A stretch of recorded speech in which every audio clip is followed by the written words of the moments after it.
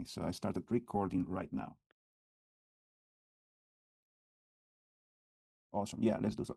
So next week, we are supposed to meet in Lahti on Thursday, on the 20th of November, in the morning. So I would like to propose to you to have those classes online, not face to face. But next week, we are supposed to be meeting face to face, so let's have it online, because then we're going to have two, 3 times more that we're going to be 4 times. We're going to be taking classes face to face on Mondays. So this week is online, then next week let's have it also online, even though it appears, I'm going to put a message. It appears that it's going to be face to face, but let's have it online also.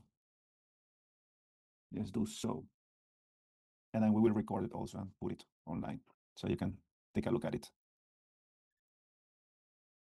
Okay, strength of material. Today we're going to take a look at torsion. I'm trying to innovate about certain things to make it easier. So one of the things in classes was that we were going to have in-class quizzes. Yeah. However, because of the dynamics that I have seen, with you guys, you are busy in other stuff and all of this rush. So what I'm going to do, we're going to start. There is a 20% dedicated to in-class quizzes. What would mean in reality? So it means that you would come to class, and then during the class, we are reading stuff, we're explaining things, we're doing exercises, and then I would tell you, okay, guys, let's stop here. Let's do a quiz, and you would log into some place or Moodle or some software, and then you would click some answers to a certain question, and then that would be logged as a point or not point, depending on how close you were to your answer to the real answer that should be there. So that's the normal way it goes. But now, last class there were about, I don't know, 15 or 20, or kind of 15 of us in class. There was a nice participation.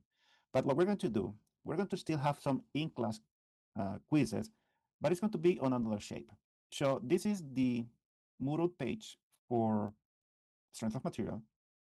And here you have, the introduction to the course, tension compression, that I have put it in this way in Moodle, because if I need to change something, everybody gets the change automatically. So you don't need to download again anything. So everything is here. Is it something repeated? No. Yeah. So you get to see it here.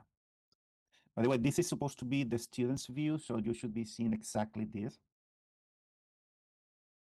And then you have here the evaluated exercise that it is expiring on the 18th of November, so that is 5 days from now. I'm going to extend it a little bit because I noticed that I didn't upload the answers to the exercises that were in the lecture. So I will extend this date a little bit so you have more time to do it. But then, so how in-class quizzes are is not yet today, but for this lecture, you have access to this link, which is lecture on torsion and shear stress complement, because we saw something about shear stress on the first class, on the previous class. So when you click here, you're going to start a lecture. So I have put it as simple as possible because this is the theory we're going to see today.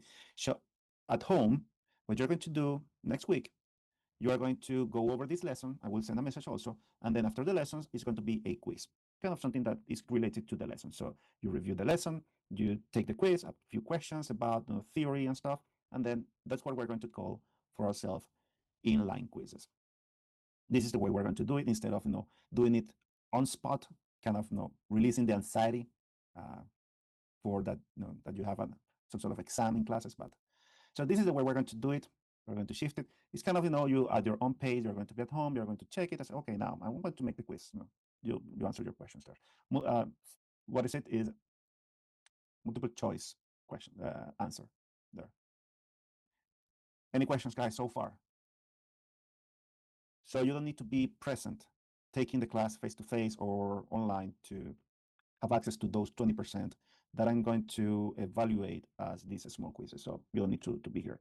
So if you are working or you are doing something else, you can do it.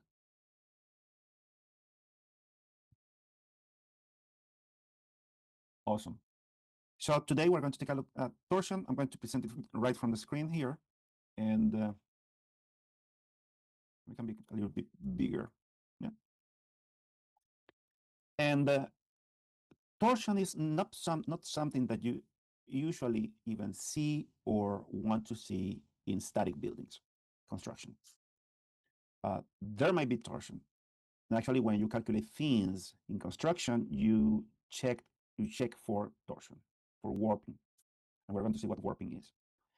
But torsion is more relevant to people who deal with what is rotating machines, motors, pumps, compressors, tires in the wheel, wheels in the car or something like that. There is where torsion becomes really critical. But today, we're going to take a look at three things. We're going to take a look at this objective says there. Actually, I can use this magnificent tool here, which is draw, smart pen, highlighter, vanishing pen. Let's use the vanishing pen. So we have this objective here. So we have first how to determine shear stresses in circular shafts. So that's kind of shaft. Shaft, we're going to see, is the word we use to determine an answer. I have a question in the chat. Questions are different for different students. Which questions? The ones in the quiz or where? So just let me know which question, the quiz, are the same, exactly the same. What could happen is that I could create a pool of, for example, imagine 5 questions, but you only get to answer 2, meaning when you log in, the system is going to pick 2 questions out of those 5. I'm just telling a number. And then you would answer those 2 questions. And then I log in, then the system would pick randomly 2 questions out of those 5, for example, boom, and then I answer them. But basically, it's the same questions for everybody. Does it have a time limit? Of course, it has a time limitation, but it's not that you need to answer them in 2 minutes or something like that. It's like, from the moment you start the quiz, for example, you would have take 1 hour or something like that. But quizzes are, for example, don't stress about the quiz. I started applying in class quizzes already 2 years ago, and people nailed it. First, because they were more focused on the class, and second, because they captured the concepts very quickly. What is a quiz question? And it might seem silly, but when you have to intentionally focus on this, you're going to remember me for some time. So it's going to say, okay, does the lecture covers, let's put it here, does the lecture covers the calculation of the angle of twist? True or false? And then you go, oh, yes, that's in the content. So yeah, it's true. The lecture covers that. Does the lecture or does the angle of twist depends on, I don't know, on the geometry of the shaft or the element, the member? Oh, true or false? And then let's say that is false. Oh no, that doesn't depend on false. Something like that. So it is not. It is not that you have to stress about it. Okay. So take it easy. Take it easy in this case. So yes, it has time limitation. If you have 3 questions and 20 minutes is more than enough to solve to answer them. So it is. It's not that you have to go to ChatGPT, copy the question, go to ChatGPT. Hey Chat, give me the answer to this quiz, and then come back and put it there. So it doesn't make sense. If you read the lecture, you're going to see that the questions are very focused on the lecture and they are based on key concepts. So forget about that anxiety thing. I hope I answer your question. Then, so we're going to determine stress in circular shafts, and then shaft is an element. Good, is an element that transmits torsion from one end to the other. We're going to see one example there. Or at least, yeah, the exercise. Then determine the angle of twist. So remember that for tension, when we pull a member, the member tries to stretch, or if we compress a member, the member tries to reduce in length. So the equivalent in torsion is called twist. Is when you try to rotate 2 ends in the opposite directions. So there's going to be a rotation of the line. We're going to see, and then calculate that, and then analyze statically indeterminate torque loaded members. What are statically indeterminate torque loaded members? When we talk about something that is not moving, supposed to be static, if we can apply the equilibrium equations, that is, sum of moments equals to 0, sum of forces equal to 0. There are 3 equations, Cartesian coordinate system. then if we can solve all the unknowns, reaction unknowns and everything, using those equilibrium equations, then is that the statically determined problem or isostatic problem is called. But if we cannot do it, we need to go and then find more equations to be able to form a system of equation which has similar number of unknowns, similar numbers of equations, then we call it statically indeterminate systems. So we're going to touch those three. And can I use the mouse here? Here. There it is. So what is torsion? Torsion simply is applying torque. It's kind of answering the question with the same question. Torque. Torque is a rotational, is that I have a fixed element, put it this one, and then I put some rotational force. That's torque. You can find it as torque, as torsion moment, or torsor, something like that. But basically that it is. So torsion is the application of a rotational force to a member. Now, if we take a look at this member here, let me try to make it maybe. No, it's not leaving me. There it is. To this element here.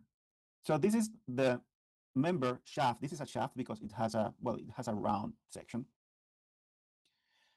This is before applying torque. But after you apply torque, you see that this is a torque force here, and then you have another one in the contrary direction here. So what this does is that if you draw an imaginary line from one end to the other, straight line on the surface, on the surface of the member, so when you apply the torque, that line is going to be kind of twisted. That's where the word twist comes. It's like here you have this point, and this point is the original before deformation, but then when you apply the torque, so this line or this plane deforms like this. Yeah. So that's what happens with torsion. So again, the equivalence with tension and compression is stretch and reduction in length. So more or less, if you would draw this square on the surface of this shaft and then you apply torque, what you're going to have is that this cube or square is going to deform like this. It's going to become some sort of a prism.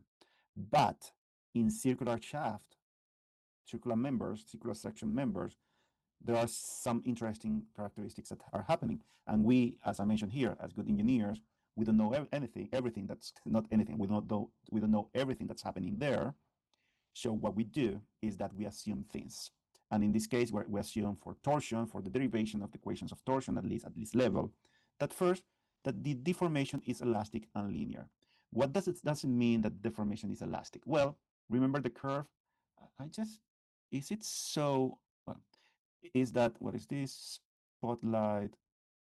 No, I'm just trying to remember the curve that we use for, I can draw here, that we use for the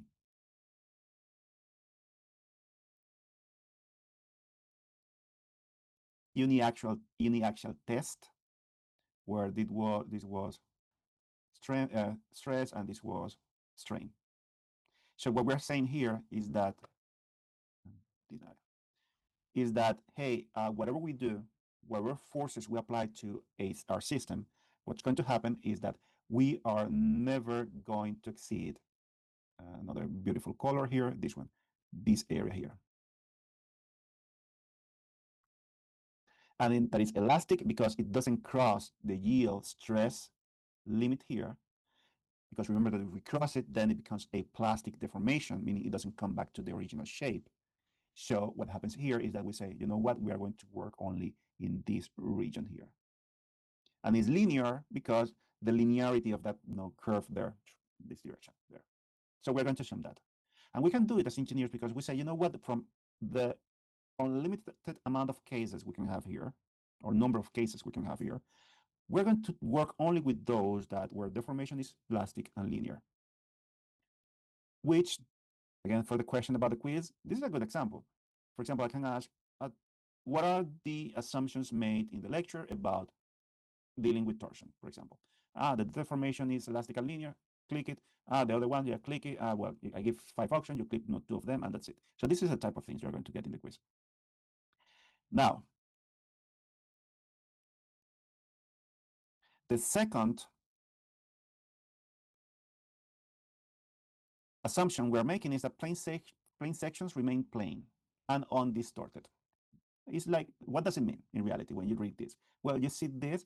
If I split this into many lateral sections, yeah, and then I apply torque, so what's going to happen is that these two faces remain parallel to each other. You see, like in this case, on the upper part, they remain parallel. So that means that plane sections remain plane and undistorted. So that's what we're going to consider here, even though that's not the case in other situations, but we're going to consider that. Beautiful. Let's delete this because this doesn't go over. Let's go to the next page.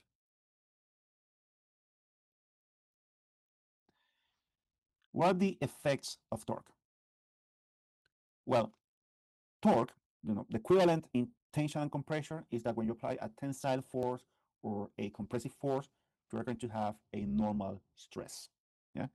The equivalent in torsion is that, or applying torque here, is that when you apply torque, it turns out that what you're going to get is a shear stress. That's why when everybody talks about torsion, it is automatically assumed that you're going to have shear stress. And shear stress is written like the tau Greek letter and then tau max if it's a maximum shear stress, because as we know, shear stress is not going to be evenly distributed in this section of the member here. So depending on where you are standing, you're going to have a value of shear stress or not. Typically, the maximum in torsion, the maximum shear stress is always going to be at the outer surface of the section. You see, like it is here, the outer section. It's going to touch maybe zero in the center, but at the outer sections, the shear stress is always going to be maximum, which means that as engineers, what does it say? Hey, if this is supposed to fail because of that the shear stress caused by torsion is larger than the resistance or the strength of the material, where it is more likely to happen? Well, where the maximum stress is happening. And where is that? In the surface. As simple as that. This is a concept for us engineers. Beautiful. The relationship that describes the shear stress with respect to the position of the of where you measure it across the section of the element is determined by this formula, which determines this rho, which is the Greek letter, but rho is simply the distance from the center to a certain point. And you would understand that if c is the radius of the part, then I need to speed up because I want to make exercises. The radius of the part, then this is going to become 1, and then tau max shear stress, maximum shear stress equals to what you want to calculate here. But if it's in the center where rho equals to 0, then this is going to be 0.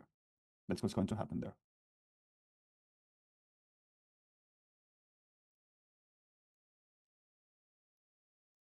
Then after modifications, you can learn that shear stress can be calculated as this formula here, where T is the torque applied, rho is the distance from the center to where you want to measure the stress, and J is the polar moment of inertia.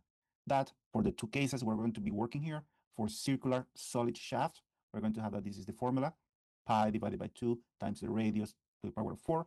And then if it's a tubular shaft, which is this friend here, it's not appearing there. Then it's going to have this formula, the polar moment of inertia, which is equivalent to the moment of inertia for normal stresses. But in this case, it's p half, and then this is the outer radius, and this is the inner radius of the, the thickness of the wall of the tubular, member.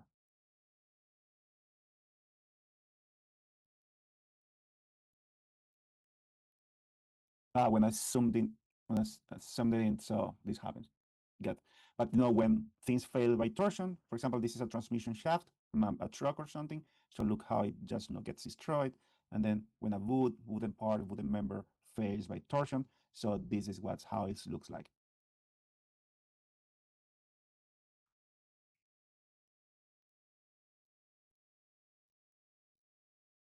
Beautiful. So now the second part, second objective. Okay, now how we calculate the angle of twist. There is a nice mathematics behind how to calculate it. We're not going to do it here. We're going to go to the focus part, and this is what's happening here. Is that in here? when we study the angle of twist, basically what they do to derive these equations is do it from a geometric point of view, which means they see how the undeformed member is, how the deformed member changes the undeformed, and then they calculate the geometry, and then they relate that to the, let's say, to the torque applied there. So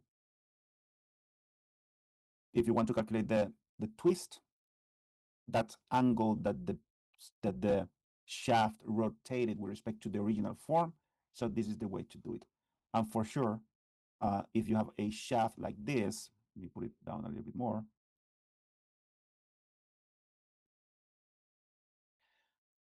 The angle of twist, imagine the shaft that is fixed to the wall.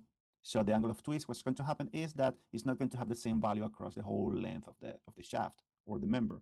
So it's going to be kind of 0 here, and then it's going to start increasing until it gets to the point where it gets the maximum angle of twist. So that's why the angle of twist depends on the torque applied. The larger the torque, the larger the twist. The length, so where across the length are you measuring this? Polar moment of inertia, and then G, which we saw in the last class, this is the shear modulus of elasticity. Here it is. Which means that so I'm going to fly again. I need to go over. So how do, as engineers, use these equations? These equations have even much more power for us as engineers than the simple fact of applying things to calculate the twist.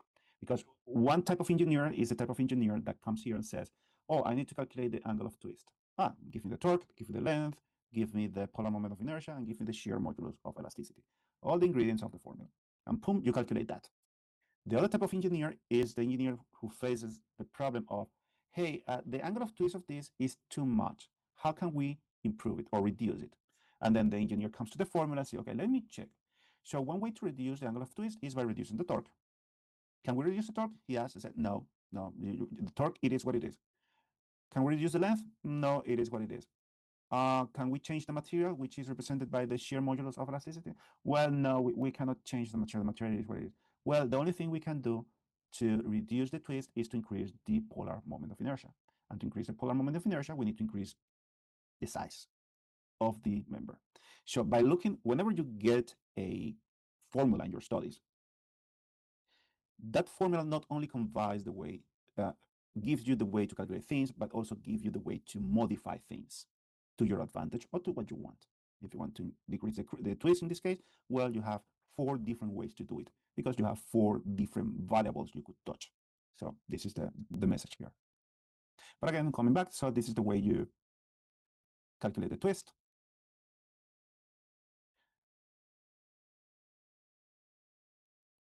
Then when we talk about statically indeterminate torque, which is the third, remember the third objective here, where equilibrium equations are not enough to determine the equilibrium of the system. So what we need to use is what is called compatibility equation, the compatibility equations. Compatibility equations are equations that are away from the equilibrium equations. It could be anything. It could be anything else.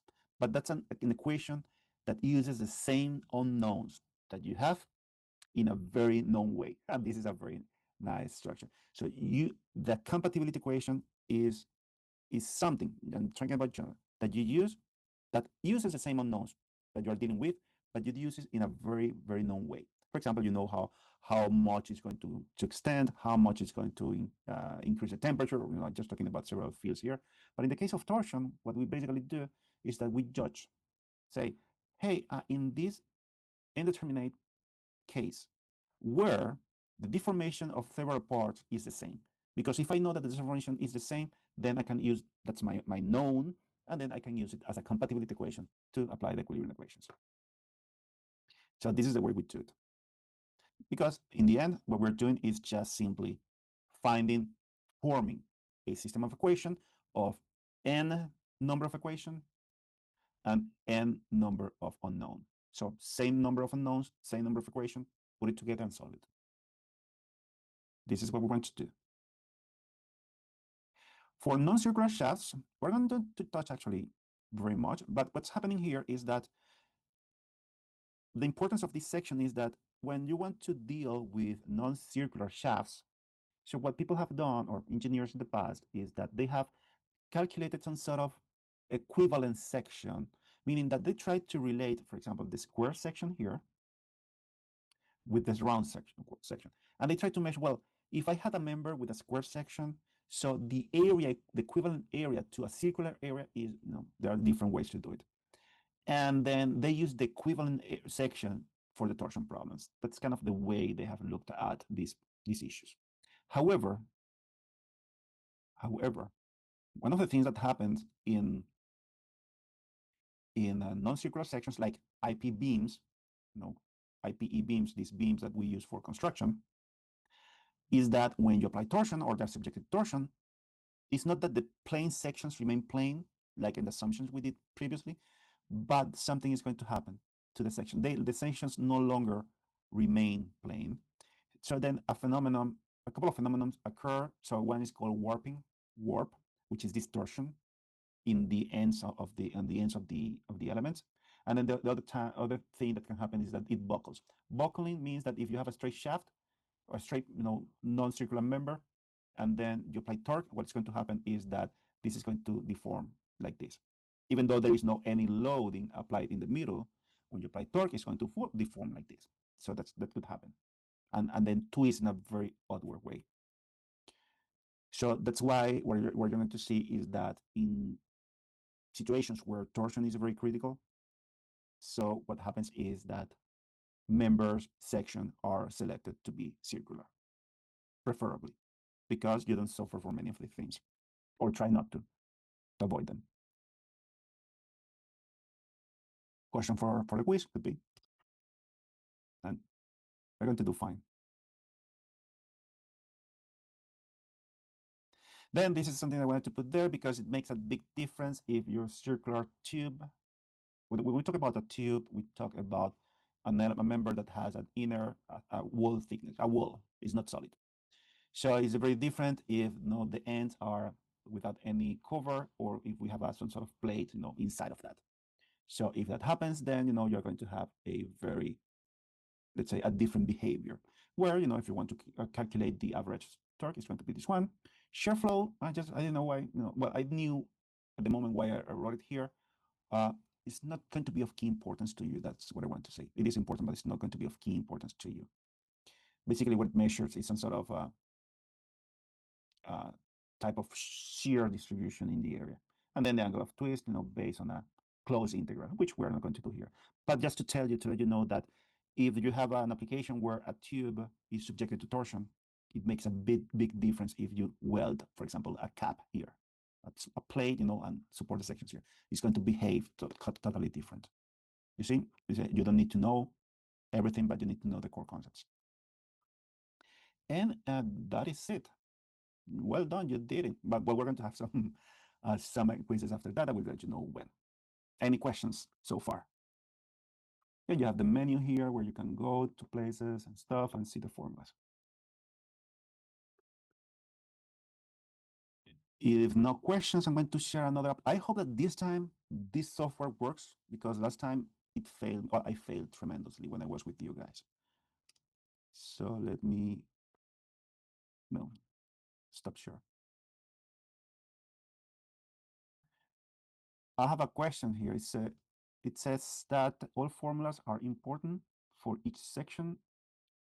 Yes, they are. Except for these ones that I mentioned here. These no, but the rest, yeah, you are going to use them. If I understood your question correctly, yeah, you're going to use them. Now, stop share. And let me jump to this one.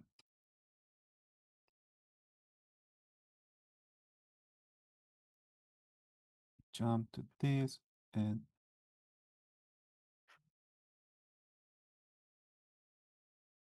let's hope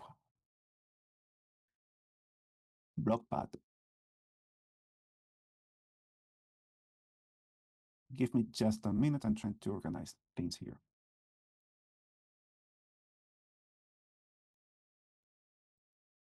Let's see how it goes like this.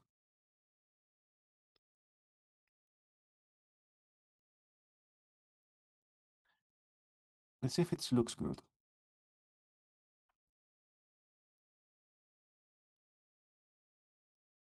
Yeah, I think we can handle this. Yeah. Thank you. Yes, Kay, we are recording. You will have it. Correct. Yes. All right. This exercise is taken from Hiber's book. You have access to Hiber's book. You can go over the torsion section if you want to go a little bit more deeper. But we're going to, approach this exercise. So let's see what goes. Let me come here. This is the link acts. By the way, this is the type of exercises you're going to get, to solve as evaluated exercises, something like that. Mhm. So it says here, the link, this is a link, is called act as part of the elevator control for a small airplane. Wow. No, but I just wanted to not throw out this one. So we're designing an airplane, a part for an airplane. Of course, it's not this simplistic, guys. This is more way complex, but it's a nice exercise. If the attached aluminum tube, the tube is what is inside, yeah? So we have the link, which is this outer form here shape, but the tube is, if you can see, is here. Can I maybe increase it here?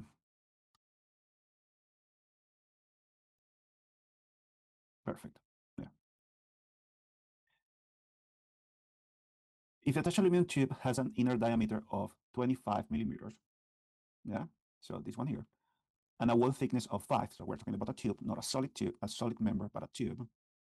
It says, determine the maximum shear stress in the tube when the cable force is 600 newtons, or when the cable force of 600 newtons is applied to the cables, this one and this one.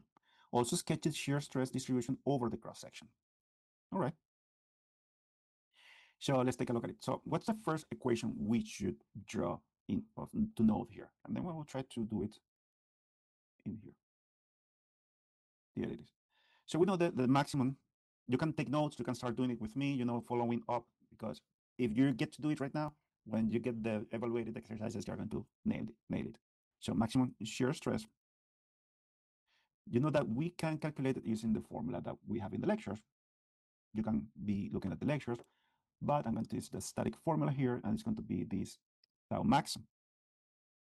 And then it's going to be equal to T times C, which is the radius, where am I, divided by the polar moment of inertia.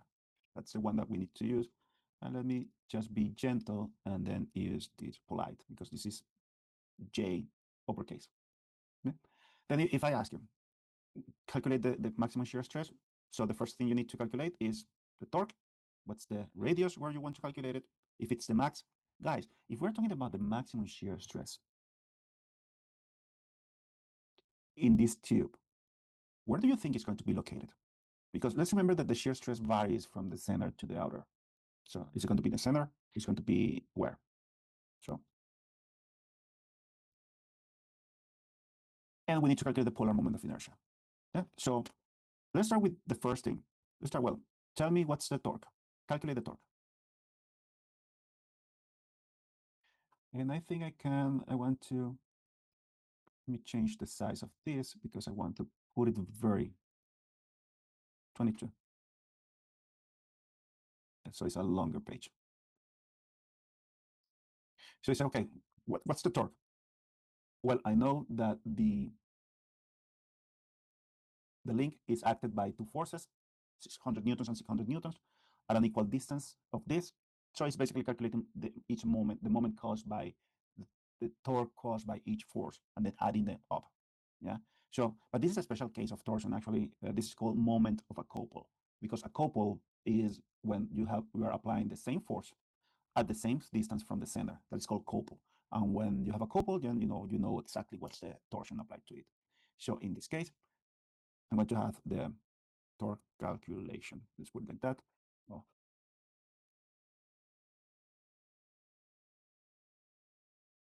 Let's call it. You have a force of how much? That's 600 newtons. Yeah. Then what else we have? We have the distance from the point of application of the force to the center of the tube. And then just to force distance of application. And that is going to be, I'm going to call it D, and that's going to be those 75 millimeters. So I have the distance, so I can calculate the torque as torque is going to be equal to the force times twice the distance. That's the formula for the moment of a couple. But you can do it by, calculate the first torque, the torque caused by the first, the upper force, the torque caused by the lower force, add them up, and it's going to give you the same value. So it's going to be what? The force times 2 times D. There we go. It's going to give me Newton millimeters. I'm going to just put it in newtons meters, 90 newtons meters. Okay, we got the first. Now let's calculate the second. So question, what is the distance, the radius where the maximum shear stress is going to be found? So, yeah, John said that always in circular sections, the maximum shear stress is going to be located at the outer surface of it. So meaning that it's going to be located in this friend here in the outer surface. But wait, they're giving me the inner one. Oh, what is this? They're giving me the inner radius. I need to know the outer radius. So let's do it.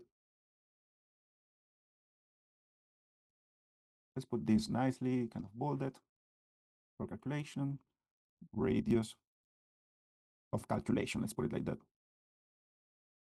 35 by 2 says Sagar. 35 by 2. Let me see. Let's see. Yeah, well, yeah. It is. It is. Let me do it step by step so we can have fun. Thank you. Yeah. 35 by 2. You just saw it. So what's going to be that? We have the inner radius of the tube that we call it, that was 25 millimeter.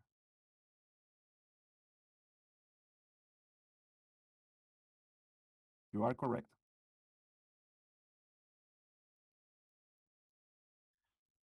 Then you have the wall thickness. And the wall thickness is, I'm going to call it T, is going to be 5 millimeters.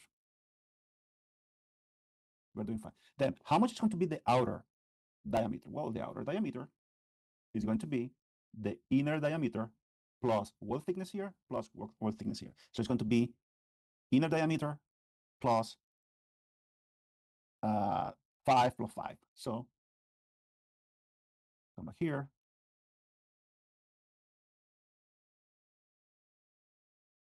The outer is going to be inner diameter 25 plus 2 times the wall thickness. There we go. 35. We're approaching what Sagar says. Now let's transform that as, I know that I have to calculate the polar moment of inertia. And polar moment of inertia uses radius, radii. Let me transform these inner and outer diameters into inner and outer radius figures. Just, I'm going to calculate the inner radius is going to be this one, just to be legal.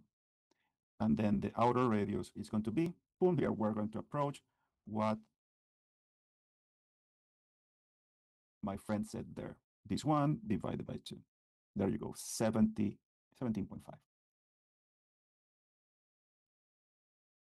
Beautiful. What else? Well, now I got the torque, I got the radius where I need to calculate that. Let's calculate the polar moment of inertia. Polar moment of inertia calculation. And we have the formula from the slides, or the slides, not from the Moodle lesson. So I know that J is going to be what? Pi divided by 2 times, parentheses, the outer radius to the power of 4 minus the inner radius to the power of 4. So we're going to have, I called it R, no? RO to the power of 4 minus Ri to the power of 4. And you see, I got a problem. Okay, my bad. Let me change just there it is. Pi divided by 2. If I want to put it kind of differently or closer to the figure, the formula we have in the slides, let's look like this. There you have it. And my friends, what is left? Max shear stress calculation is the simple application of the formula up there. Pretty simple. So we're going to have, let me call it tau max. We know that it's going to be on the outer surface, so it's going to be the torque that we calculated times the outer radius, we're saying here, divided by J. And I have this value, but let's put it in something that we can recognize at least somewhere, so 2 megapascals. And there you go. That's the maximum shear stress that you're going to have there. Now, they're asking us to sketch the shear stress distribution over the cross section. So it would be nice to know what is the shear stress in the inner radius, because that's going to allow me to have an idea. As I know that the shear stress is going to increase linearly, as something that comes from the formula we saw before, then if I have got 2 points, I can draw a line, yeah, a definite line. So shear stress in the internal radius position, let's call it. And let's call it tau I. Well, it's kind of the minimum actually, because as you don't have any more material to work with in the center of the tube, then there is not going to be any, let's say, shear stress produced there. So this is going to be the minimum. Then it's going to be T times Ri divided by J. There you go. Again, I forget to put it all the time in some nice units. Look at this. We have now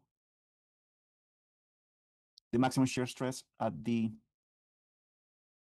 outer surface, the minimum shear stress in the inner surface.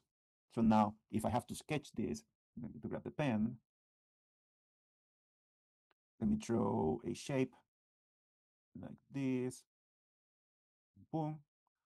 Then let's draw another one. Let's imagine that this is a tube. Can I move this? Yeah, I can. Yes.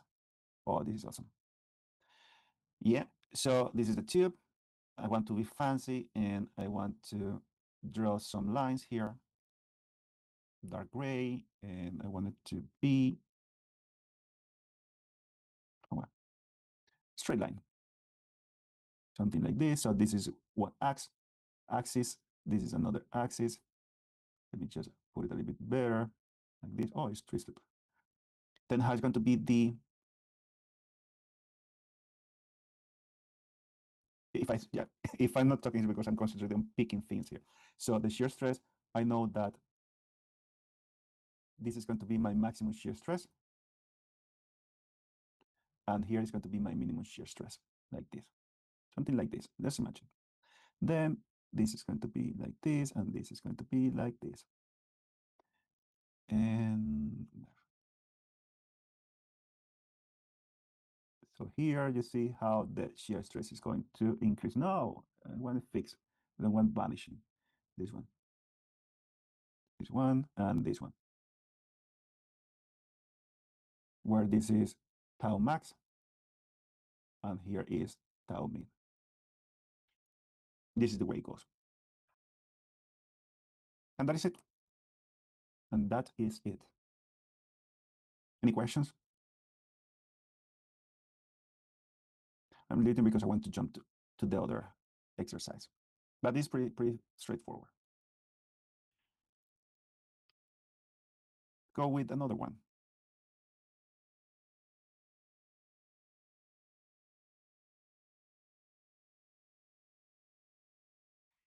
Okay, so this one says, a bit larger maybe.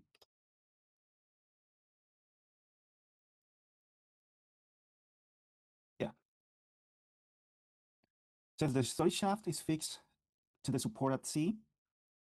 So it is this one here, C, and subjected to the torsional loadings. We have one torque here of 800 Newton meters and one torque here of 300 Newton meters. So there are torques applied along the length, different part of the length of the shaft. Determine the shear stress at points A and B on the surface. And when they're talking about the surface, we're talking about maximum shear stresses. But this problem has some sort of a weird wording because at A and B, but A is at the outer radius, but B, I don't know if you get to see it, is measured at 20 millimeters from the center. So B is not at the center of the outer surface of the shaft. So that's why I kind of know the wording on the problem is a bit kind of strange. But which means is that calculate the torque here at the outer surface, calculate the torque here at 20 millimeters from the center. So A is at 35 millimeters, B is at 20 millimeters. So then, where is the formula for torque?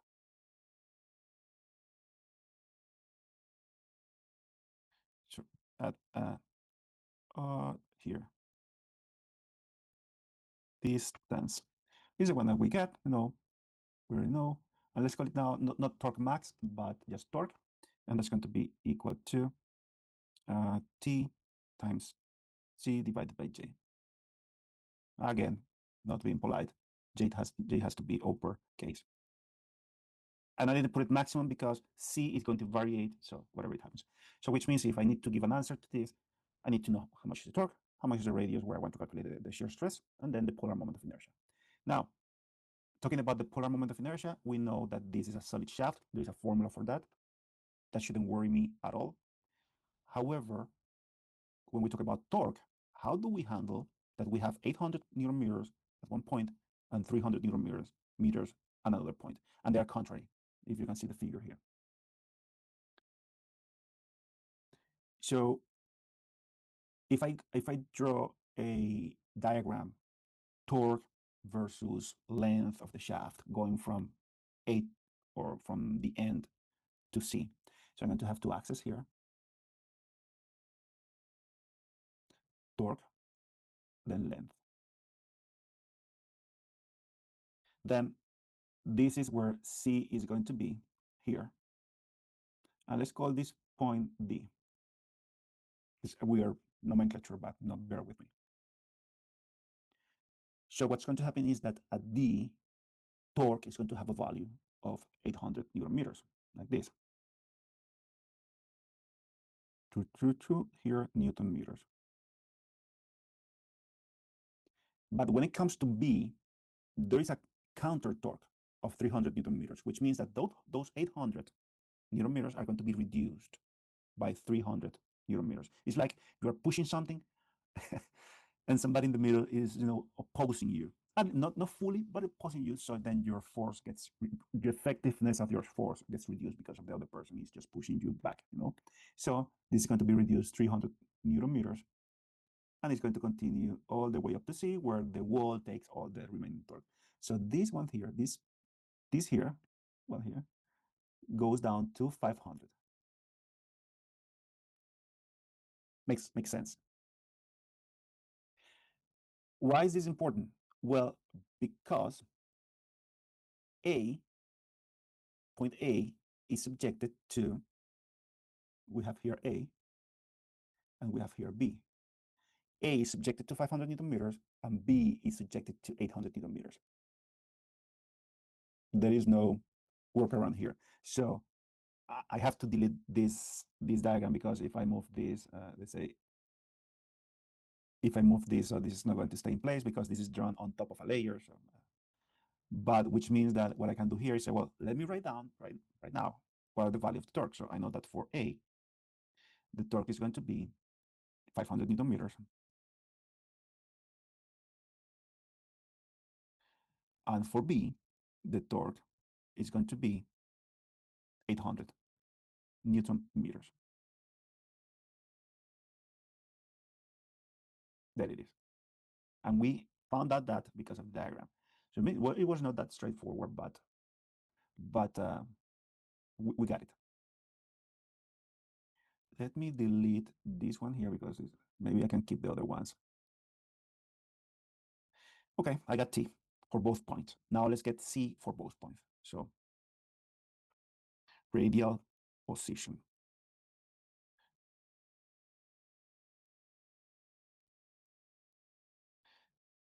So we said that CA is going to be 35 millimeters as specified there. And CB is going to be, as said there, not 35, but 20 millimeters. I got both now. Now, what happens with the polar moment of inertia? Is it different in A than in B? Because we're choosing different sides, there are different torques and everything. What do you think? What do you think? Let me take a...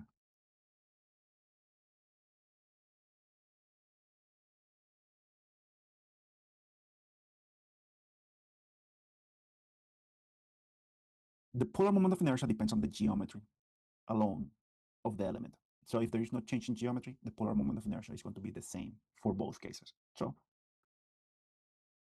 let's come back here and say, you know what? Polar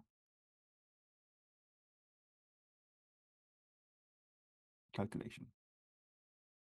J is going to be equal to what? To the formula for solid shafts, solid members, solid circular members is going to be then pi divided by 2 times the outer radius. And I'm going to just write it like this because the outer radius is 35 millimeters. Let me do something first. The outer radius, just to be consistent with what we're saying, is going to be equal to this CA, 35, which means then that the polar moment of inertia is going to be pi divided by 2 times the radius to the power of 4. So the outer radius to the power of 4. There it is.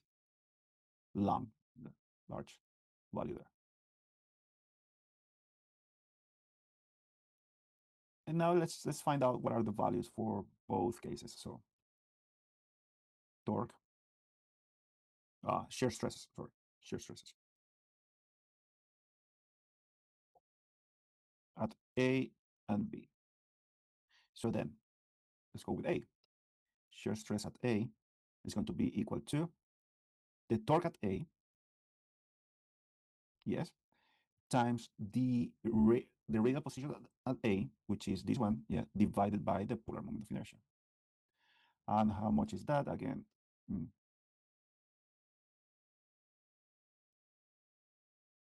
There it is. And then for B, the shear stress at point B is going to be then T, the torque at B, times the radial position at B, divided by the polar moment of inertia. And let's see, I want to put this in megapascals. There it is. And again, that's because of the variation of torque and radial position of the element.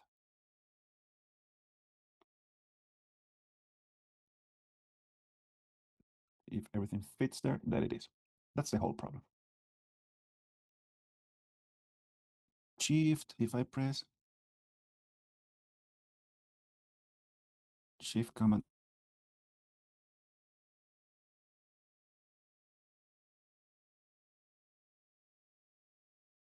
Any questions? Piece of cake, isn't it? Let's go to the third one.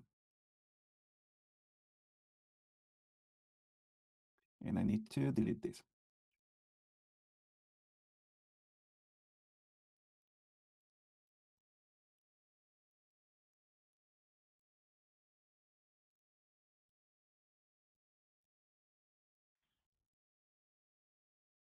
It says like this: an assembly consisting of two sections of galvanized steel pipe connected together using a reduction coupling at B. So this is a section, and this is the other section, and this is the reduction that connects both sections. The smaller pipe, this one here, has an outer diameter of 18.75 millimeters and an inner, oh, this is a mistake here, sorry about this, and an inner diameter of 17 millimeters. So 18.75 and 17 millimeters, which is a tubular section. So then it says, whereas the larger pipe has an outer, oh my goodness, happened with me. There it is. An outer diameter of 25 millimeters and an inner one of 21.5. If the pipe is tightly secured to the wall at sea, here, determine the maximum shear stress developed in each section of the pipe when the couple, careful with this word, shown is applied to the handles of the wrench. So I got 25 millimeters here, 25 newtons, 75 newtons here, 35 newtons here. And the concept of moment of a couple has very strict, let's say, requirements. The applying forces have to be, the magnitude have to be the same, the direction have to be contrary. This is the same, this is contrary, and the distance of application of the force to the center of rotation have to be the same. This case is not, because in one is 150 millimeters and the other one is 200 millimeters. So the formula we used in the past, in the first problem, yeah, I think, was it? Yeah, cannot be used here. So we need to do it, as manually. All right. But again, shear force, and we start with this. Maximum shear force. And we know, so let's bring it. Actually, if I'm lazy and I just copy it, maybe. There it is. Oh, boy. J. Yeah, there it is. Show simple formula, the same formula, but now we have two sections. Geometry changed. So not only the outer radius where I should evaluate the shear stress changes, but also the J, which is a polar moment of inertia, changes. So I need to calculate all of those stuff to do it, starting with the torque. But the torque in this case is going to be applied along the length of the whole, let's say, ensemble or assembly. Section A, section AB, section BC. So then let's calculate torque calculation. Let's calculate calculation.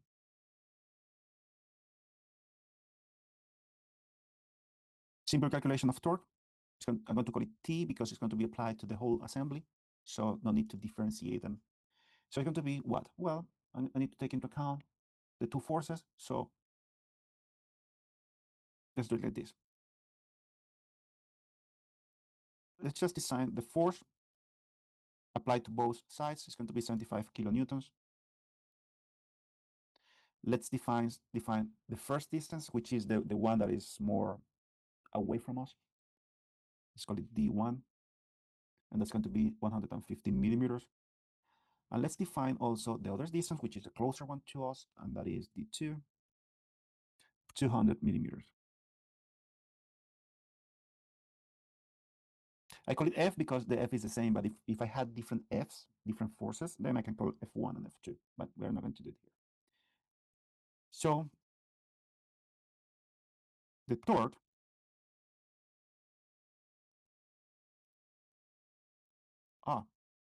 it didn't like that. No, it said, no, I don't want you to write anything there.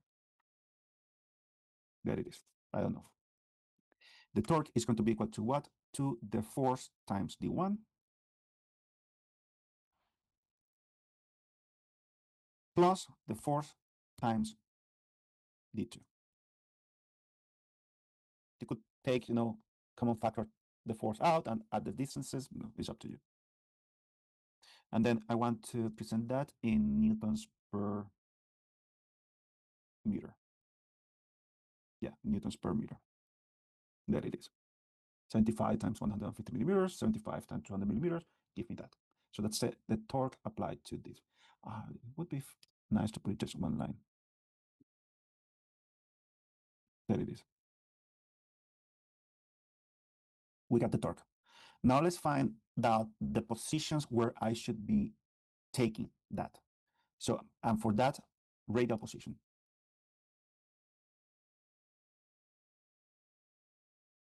And for that, I'm going to call them, the smaller pipe, I'm going to call it A, the larger pipe, I'm going to call it B, just to simplify things, though. Let's fly away. We have 2 more to go. Let's go. Let's go. I promise to be more hands-on exercise. I hope this is better. A little bit not just me talking, but you can follow along and do your calculations. So then, small pipe. So what's going to happen? Well, the smaller pipe has an outer, let's call it like this,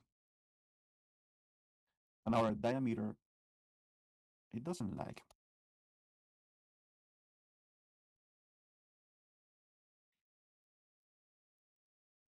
of 18.75 millimeters. As mentioned here, you can see this, and then an inner one of 17 millimeters. But then I can call it, hey, the radius, the outer radius of A, because I'm going to use that, it's going to be just half of the diameter that we have there. So it's going to be OA divided by 2. That it is. Simple. And then we have the inner diameter of this is going to be this 17 millimeters. And then the inner radius of this is going to be such divided by 2. There it is. I got the data.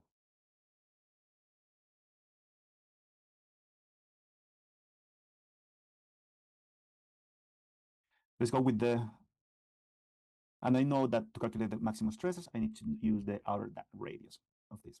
Let's go to the larger pipe and do exactly the same. I wonder if, just if I'm lazy, and I put this one here, but I change this to B, change this to B.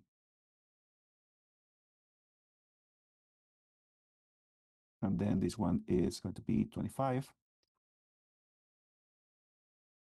And this one is going to be how much? 21.5. Yeah.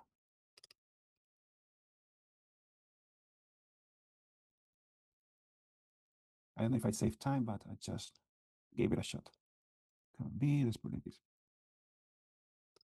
Beautiful. I have the torque, I have the radial position as in the formula here, and then I'm missing is that the polar moment of inertia. Again, I'm going to have 2 polar moment of inertia because this is going to depend on the geometry, and the geometry changes. So let's bring it like here. So a polar moment of inertia calculation.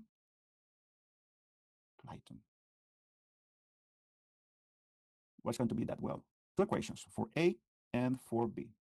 Then JA is going to be equal to what? Well, I'm going to take pi divided by 2 times, open parenthesis, smaller pipe, so outer radius to the power of 4 minus inner radius to the power of 4.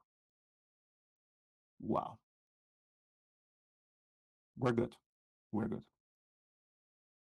Now again, let me just change this to a larger 20. There it is.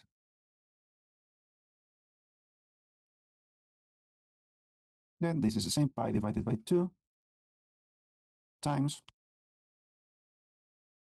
the outer radius of B to the power of 4 minus the inner radius of B to the power of 4. And you got a mistake. Yep. This doesn't go here. That's what happens when you copy and paste like this. This comes here, and my friend here comes here. Now I have 2 errors.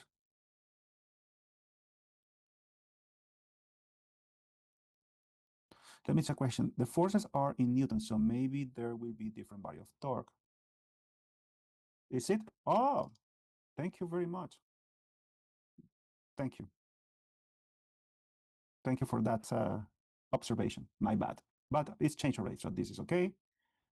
And this is fine.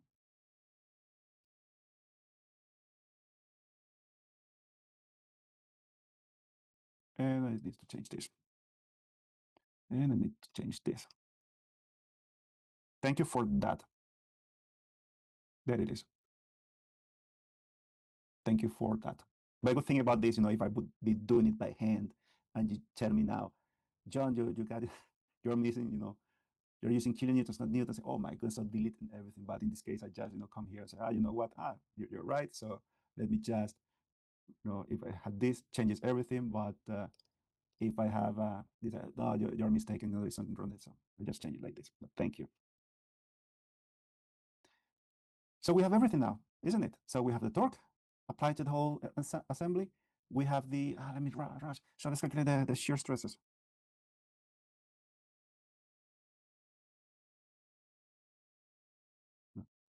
Then we're going to have then tau A is going to be equal to, then you're going to be torque, the outer radius of A divided by JA. And beauty. There it is. And then for B, then T times the radial position of B, the outer radial position of B, divided by JB. And I want this in megapascals. There it is. Done.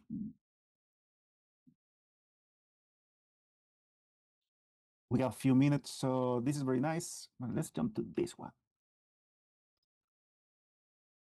Compatibility. Yeah, compatibility. So it says, maybe we're going to end up 5 minutes later, but just bear with me.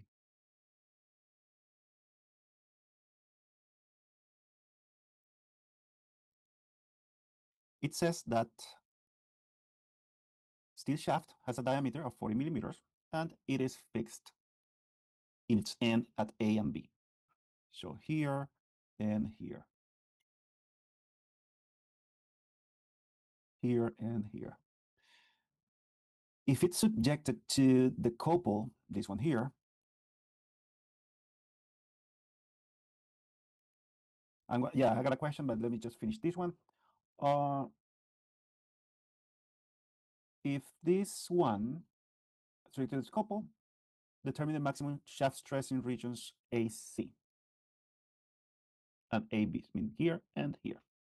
And the question says, so smaller pipe develops much larger shear or the same torque applied as J is much smaller. Correct, Sagar.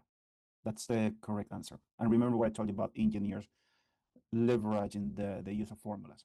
If you have the same torque, but you decrease the geometry, you're going to increase the shear stress there. Yeah. Yeah, we can just check it up again, like here. Yeah, definitely. Good. All right.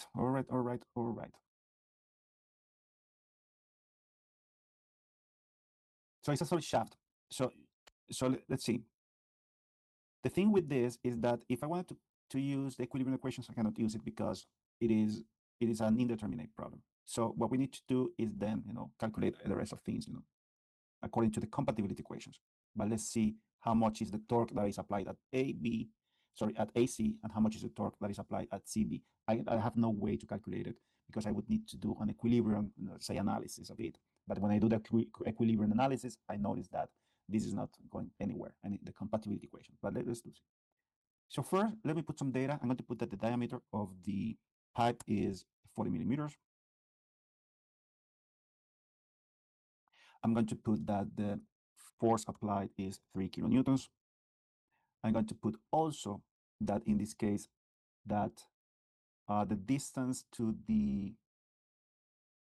I can calculate the torque, and I'm going to do it straight away like this. Torque is equal to is a couple, as per se defined as a couple, is the force times 2 times the distance, and the distance is 50 millimeters, and I want that in newtons per meter. There it is. What is it say? Bad choice. Let me just do it. There it is. And then I want this to, should I put it? Yeah, newtons per meter. There it is, 300 newtons per meter.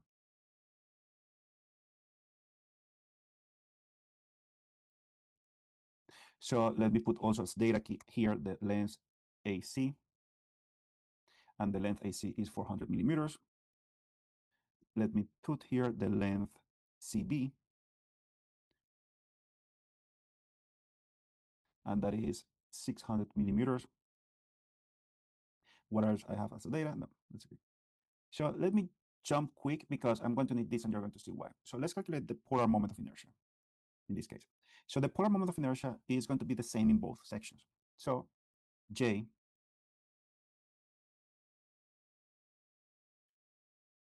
is going to be equal to what? To this pi divided by 2. Awesome. Times the diameter of the pipe. Well, I need the radius, but I can do this.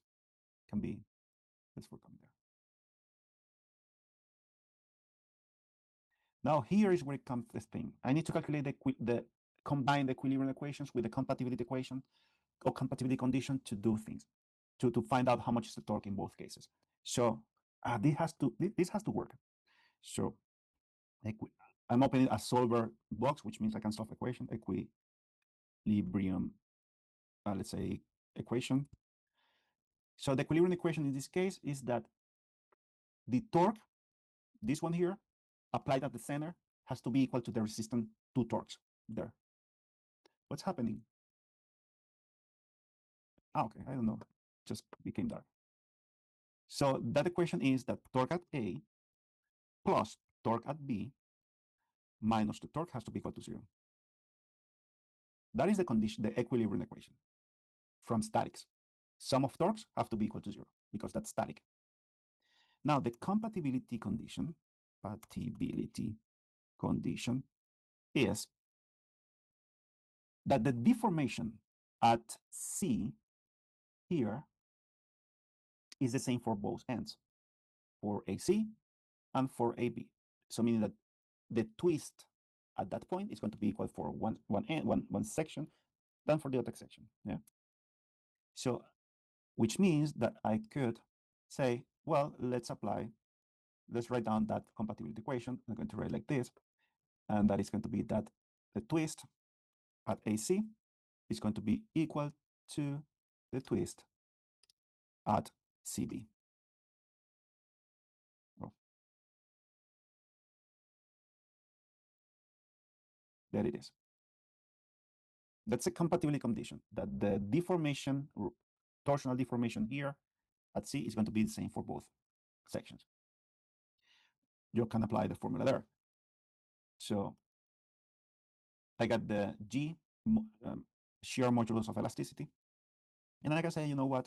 If I transform that into a formula, it's going to be that torque A times the length of AC divided by then J, which is, polar moment of inertia is the same for both, times G is going to be equal to this very same thing. And you're going to see how the formula is going to turn out.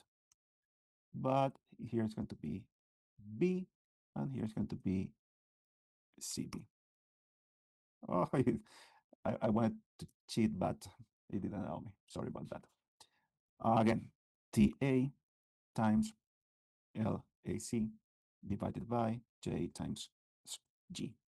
And that's going to be equal to TV times LCB divided by J times G.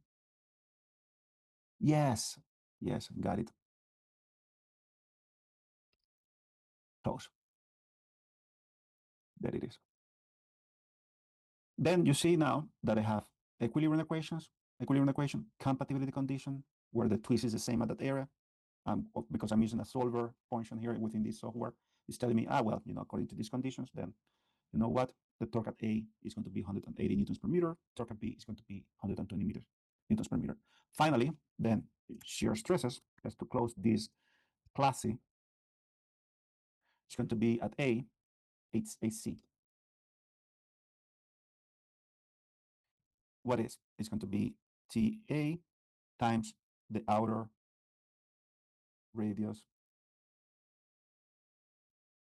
of that section, which is the same in both cases.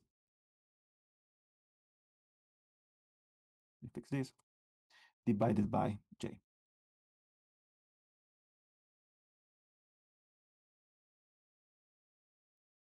There it is. And then the shear stress at CB,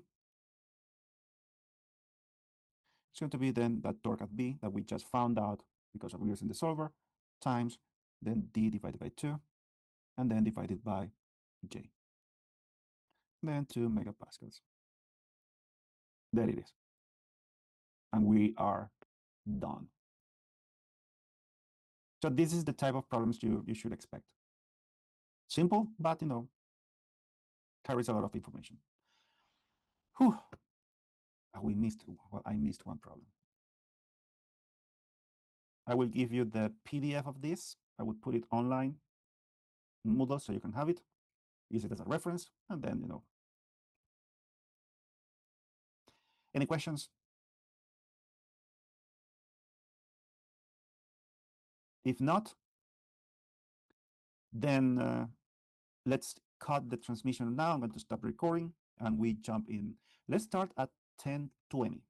Instead of 10:15, let's start at 10:20, the other class that we have just in this one back to back. Is T along the shaft constant? No, it's not. It's not. It's not. As we see here, TA is, actually, if I could call it like this, a C, or it's going to mess things up. CB. No, it messed it up. So no, it's not. Yeah, along AC is constant, along CB is constant, but they are different, as mentioned here. Awesome.